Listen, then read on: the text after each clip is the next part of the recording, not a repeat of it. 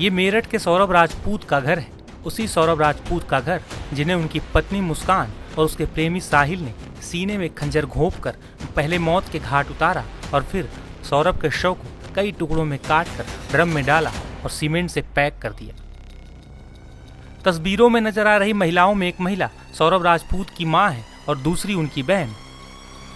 बेटे की हत्या के बाद मां सदमे में है तो बहन भी गमगीन है। बताया जा रहा है जब कई टुकड़ों में कटा हुआ सौरभ का शव उनके घर पहुंचा तो मां और बहन दहाड़े मार कर बिलख उठी। वहीं मुस्कान को लेकर सौरभ की मां और बहन ने कई चौंकाने वाले खुलासे किए हैं। मुस्कान यहाँ पे कभी शादी के बाद आई थी, कभी रहने के लिए यहाँ पे? हाँ, 2 साल रह के गई है। 2 साल बकायदा रह के गई है वो। उस दौरान उसका कैसा बिहेवियर था मुस्कान का? उसका तो गंदा ही था। किसी से कुछ करना नहीं, कुछ काम नहीं, कुछ नहीं। चलो वो भी कुछ नहीं, मगर शांति से खाना पीना तो खाओ, लड़ाई तो मत करो। मोहल्ले में प्रदर्शन दिखाना, गाली गलौज करना। जाते समय उसने ये कहा था जब लड़ाई हुई थी कि आपको आपके बच्चे का चेहरा नहीं देखने देंगे। हाँ, यूं ही कह के गई थी वो। क्या कहा था? कहती तो मैं तो ऐसा कर दूंगा कि तुम अपने लड़के का चेहरा ही नहीं देखोगे। कभी अच्छा उस दौरान आपको लगा कि ये कुछ मैजिक वेजिक टाइप का या नशा करती है, कुछ इस तरीके का बिहेवियर? यहाँ जब तक हमारे पास थी जब तक तो कुछ नहीं था।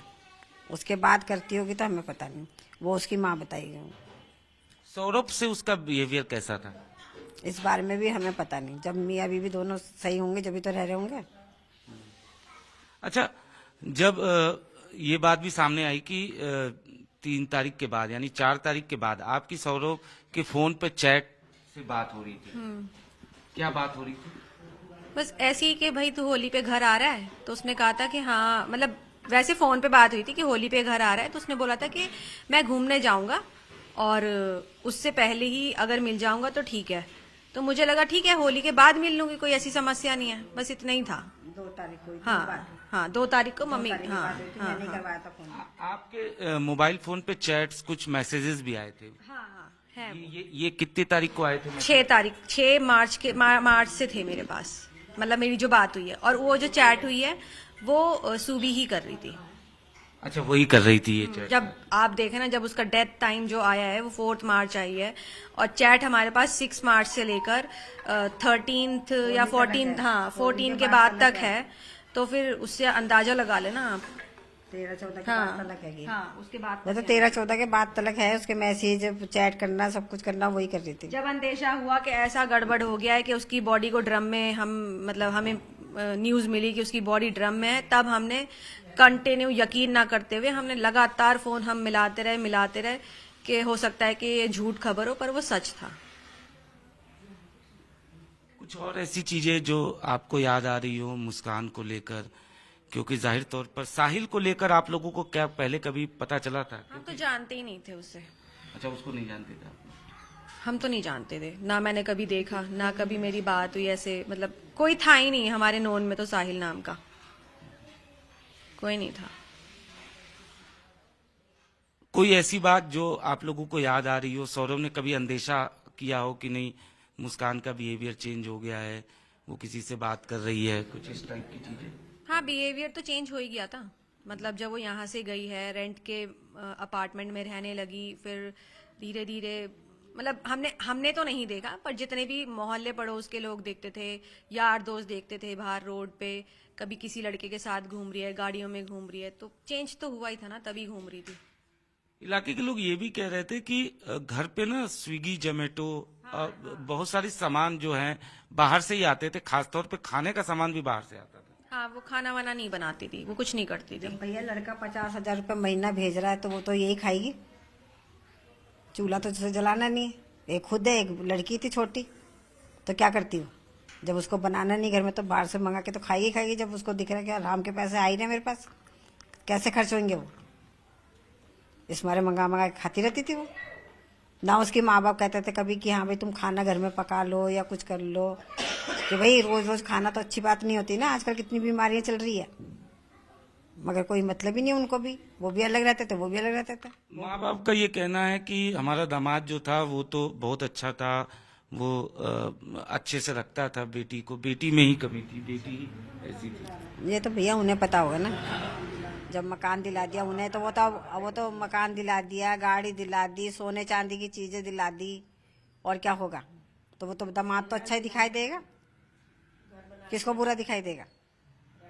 एक बात चिंकी जी, पुलिस से आप लोगों की बात हुई होगी, जांच के दौरान ये बात सामने आया है कि साहिल को मुस्कान ने बाकायदा ये बताया कि उसकी मरी हुई माँ से हमारी बात होती है, उसने वध करने के लिए कहा। इस टाइप की चीजें, मतलब ब्लैक मैजिक कह सकते हैं या आप कह सकते हैं अंधविश्वास, इस टाइप की चीजों के बारे में पुलिस से आपकी कोई बात हुई? नहीं। किसकी माँ की मरी? साहिल की? साहिल की। मुस्कान जो है वो साहिल को ये कहती थी, ऐसा कुछ आप लोगों को पुलिस ने बताया कुछ? नहीं, हमारी ऐसी कोई बात ही नहीं। हमारी को पुलिस वाले टाइम पे तो कुछ ऐसी बात हुई नहीं है। हम तो बस यही चीज नहीं समझ पा रहे थे कि उसने मार कैसे दिया, बस यही बात थी। ऐसा मैजिक वैजिक के बारे में तो हमें कोई नहीं पता चला है। वो तो जब साहिल के घर का पूरा इन्वेस्टिगेशन हुआ है तब जाके सामने आया कि उसके घर में ये सारी चीजें मिली हैं। हमें तो पता भी नहीं कि कौन साहिल, कहाँ रहता है साहिल, हम नहीं जानते कुछ भी। आखिरी सवाल, आप माँ हैं, क्या चाहती हैं पुलिस से, कानून से, सरकार से आप क्या चाहती हैं? भैया उनको तो फांसी होनी चाहिए, ऐसे को तो जिंदा रहना नहीं चाहिए। इंसानियत के नाम पे भी कलंके हूँ। हमारे से तो यही गुहार है, सरकार से, योगी जी से, मोदी जी से, सबसे यही गुहार है हमारी कि ऐसे आदमी को तो जिंदा रहना ही नहीं है। जो चारों पांचों ने सबने मिलके जो भी कुछ करा है उनका न्याय होना चाहिए और हमें न्याय मिलना चाहिए। चारों पांचों ने 2 लोग, वो तो हमें न्याय मिलना चाहिए। मुस्कान और वो साहिल, वो तो है ही।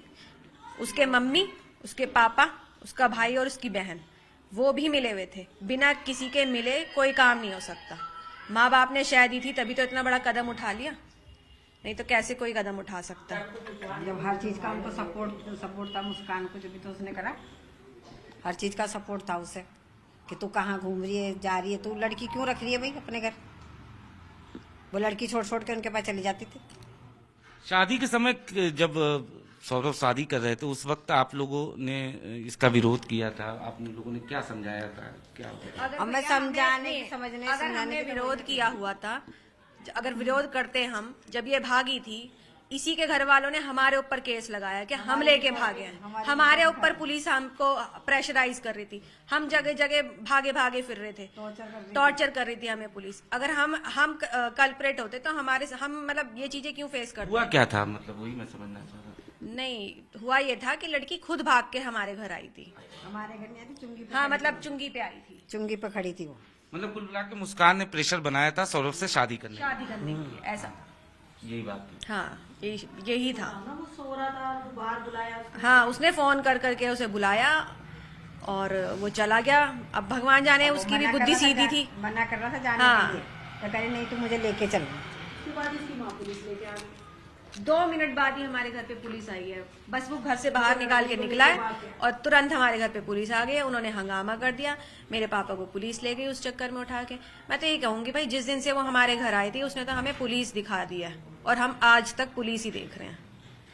पुलिस थाना कर करके हम तो तंग आ गए हैं। न बहू का धर्म निभाया, न माँ का तो भूल ही गई। मोहल्ले की बैठी है लेडीज है, इनसे आप पूछ लो, आप इनसे भी पूछ लो कि कैसा व्यवहार था उसका, कैसा व्यवहार था, कैसे रहती थी। ऐसा कुछ नहीं है, पूछो आप इनसे, बहू पूछो। बना के तो रखा ही नहीं था, मम्मी तो बेटी बना के रखती थी। हमारे तो हर एक काम करती थी, हर एक काम। कोई नहीं करेगा जितना मैंने काम कर दिया। पहनाने से लेकर सारे शौक पूरे कराए हैं, सारे। कुछ और ऐसी बात जो आप बताना चाहती हैं? नहीं, बस मैं यही कहना चाहूंगी कि हमें इंसाफ चाहिए, बस। तो निश्चित तौर पर ये था परिवार जिनका साफ तौर पे कहना है कि इन्हें इंसाफ चाहिए। और जहां तक बात किया जाए मुस्कान की, तो निश्चित तौर पर न तो बहू का धर्म वो सही तरीके से निभा पाई और न ही पति का, क्योंकि जिस तरीके से उसने इस पूरी वारदात को अंजाम दिया, साजिश की स्क्रिप्ट नवंबर में तैयार की गई और उसके बाद बेरहमी से सौरभ की हत्या की गई। फिलहाल परिवार इंसाफ चाहता है। सौरभ राजपूत की आरोपी पत्नी मुस्कान और उसका प्रेमी अब दोनों पुलिस हिरासत में हैं। पुलिस पूछताछ के दौरान दोनों ने कई चौंकाने वाले खुलासे किए हैं। मीडिया रिपोर्ट्स के मुताबिक मुस्कान ने पुलिस को बताया कि वो पिछले साल नवंबर से ही पति सौरभ की हत्या करने की प्लानिंग कर रही थी। मुस्कान ने साहिल के साथ मिलकर हत्या करने और डेड बॉडी को ठिकाने लगाने का प्लान भी बनाया था। पुलिस की पूछताछ के दौरान ये भी पता चला है कि मुस्कान ने सौरभ से झूठ बोला था कि उसे एंजाइटी रहती है और नींद नहीं आती, जिसके बाद सौरभ उसे लेकर डॉक्टर के पास गया था। डॉक्टर से मुस्कान ने नींद की गोलियां भी ली थी। इसके बाद मुस्कान ने हत्या वाले दिन सौरभ को वही नींद की गोली खाने में मिला कर दी, जिस वजह से सौरभ गहरी नींद में सो गए। नींद में सोए पति सौरभ के सीने में पत्नी मुस्कान ने धारदार चाकू घुसेड़ दिया